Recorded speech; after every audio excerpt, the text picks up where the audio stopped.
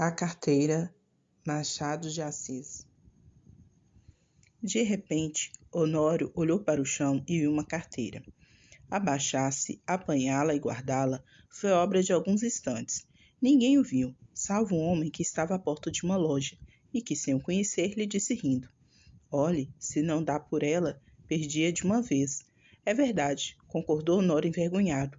Para avaliar a oportunidade dessa carteira, é preciso saber que Honório tem de pagar amanhã uma dívida, 400 e tantos mil réis, e a carteira trazia o bojo recheado. A dívida não parece grande para um homem da posição de Honório, que advoga, mas todas as quantias são grandes ou pequenas, segundo as circunstâncias, e as dele não podiam ser piores. Gastos de família excessivos, a princípio por servir a parentes e depois por agradar a mulher que vivia aborrecida da solidão. Baile daqui, jantar dali, chapéus, leques, tanta coisa mais que não havia remédio senão ir descontando o futuro.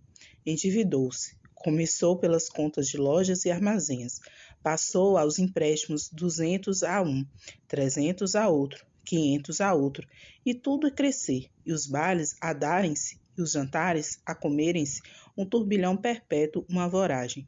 "Tu agora vais bem, não?" dizia-lhe ultimamente o Gustavo, advogado e familiar da casa. "Agora vou", mentiu Honório. A verdade é que é mal. Poucas causas de pequena monta e constituintes remissos, por desgraça, perderam ultimamente um processo, o que fundara grandes esperanças. Não só recebeu pouco, mas até parece que ele lhe tirou alguma coisa a reputação jurídica. Em todo caso, andavam mofinas nos jornais. Dona Amélia não sabia nada. Ele não contava nada à mulher, bons ou maus negócios. Não contava nada a ninguém. Fingia-se tão alegre como se nadasse em um mar de prosperidades. Quando Gustavo, que ia todas as noites à casa dele, dizia uma ou duas pilhérias, ele respondia com 3 e 4.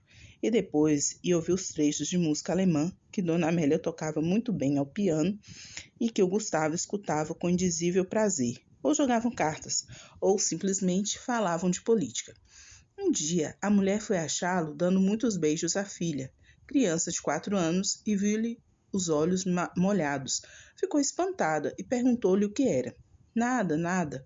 Compreende-se que era o medo do futuro e o horror da miséria. Mas as esperanças voltavam com facilidade. A ideia de que os dias melhores tinham de vir dava-lhe conforto para a luta. Estava com 34 anos. Era o princípio da carreira. Todos os princípios são difíceis. E toca trabalhar, a esperar, a gastar, pedir fiado ou emprestado para pagar mal e más horas. A dívida urgente de hoje são os malditos 400 e tantos mil réis de carros. Nunca demorou tanto a conta, nem ela cresceu tanto como agora, e a rigor o credor não lhe punha a faca aos peitos, mas disse-lhe hoje uma palavra azeda, com um gesto mau, e Honório quer pagar-lhe hoje mesmo. Eram 5 horas da tarde. Tinham-se lembrado de ir a uma agiota, mas voltou sem ousar pedir nada. Ao enfiar pela rua da Assembleia, é que viu a carteira no chão, apanhou-a, meteu no bolso e foi andando. Durante os primeiros minutos, Honório não pensou nada, foi andando, andando, até o largo da Carioca. No largo, parou alguns instantes, enfiou depois pela rua da Carioca, mas voltou logo, entrou na rua Uruguaiana. Sem saber como, achou-se daí a um pouco no Largo de São Francisco de Paula, e ainda sem saber como, entrou em um café. Pediu alguma coisa e encostou-se à parede, olhando para fora. Tinha medo de abrir a carteira. Podia não achar nada, apenas papéis e sem valor para ele. Ao mesmo tempo, e essa era a causa principal das reflexões, a consciência perguntava-lhe se podia utilizar-se do dinheiro que achasse. Não lhe perguntava com ar de quem não sabe, mas antes com uma expressão irônica e de censura. Podia lançar-se mão do dinheiro e ir pagar com ele a dívida?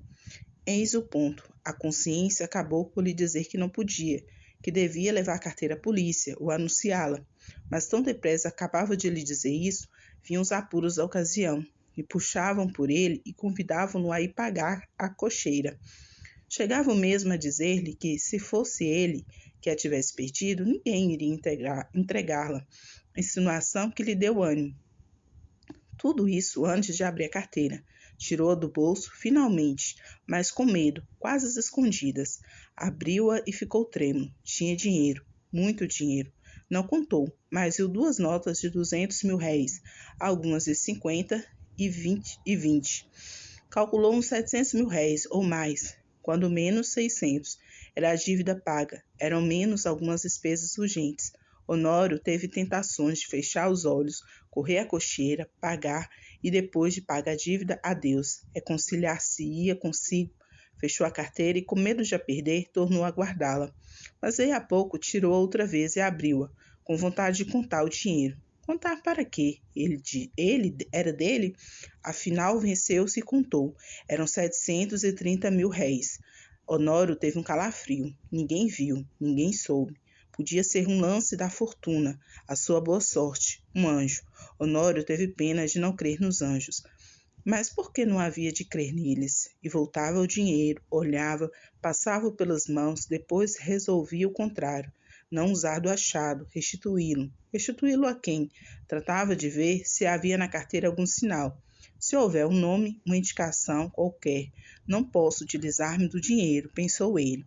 Esquadrinhou os bolsos da carteira, achou cartas que não abriu, bilhetinhos dourados que não leu e, por fim, um cartão de visita. Leu o nome. Era do Gustavo. Mas então a carteira examinou-a por fora e pareceu-lhe efetivamente do amigo. Voltou ao interior, achou mais 2 cartões, mais 3, mais 5. Não havia dúvida. Era dele. A descoberta entristeceu. Não podia ficar com dinheiro sem praticar um ato ilícito, e naquele caso, doloroso ao seu coração porque era um dano de um amigo. Todo o castelo levantado esboroou-se como se fosse de cartas. Bebeu a última gota de café sem reparar que estava frio. Saiu e só então reparou que era quase noite. Caminhou para casa. Parece que a necessidade ainda lhe deu uns 2 empurrões, mas ele resistiu. Paciência, disse ele consigo. Verei amanhã o que posso fazer. Chegando em casa, já ali achou Gustavo, um pouco preocupado, e a própria dona Amélia o parecia também. Entrou rindo e perguntou ao amigo se lhe faltava alguma coisa. Nada. Nada? Por quê? Mete a mão no bolso. Não te falta nada? Falta minha carteira, disse Gustavo sem meter a mão no bolso. Sabe se alguém achou? Achei-a eu, disse Honório, entregando-la. Gustavo pegou dela precipitadamente e olhou desconfiado para o amigo. Esse olhar foi para Honório como um golpe de estilete. Depois de tanta luta com a necessidade, era um triste prêmio. Sorriu amargamente e, como o outro lhe perguntasse onde a achara, deu-lhe explicações precisas. Mas conheceste? Não, achei os seus bilhetes de visita. Honório deu 2 voltas e foi mudar de toalete para o jantar.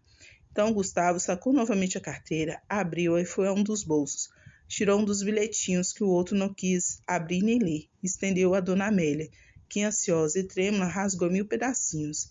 Era um bilhetinho de amor. Fim. E aí, gostou? Então siga, comente, compartilhe e até o próximo livro.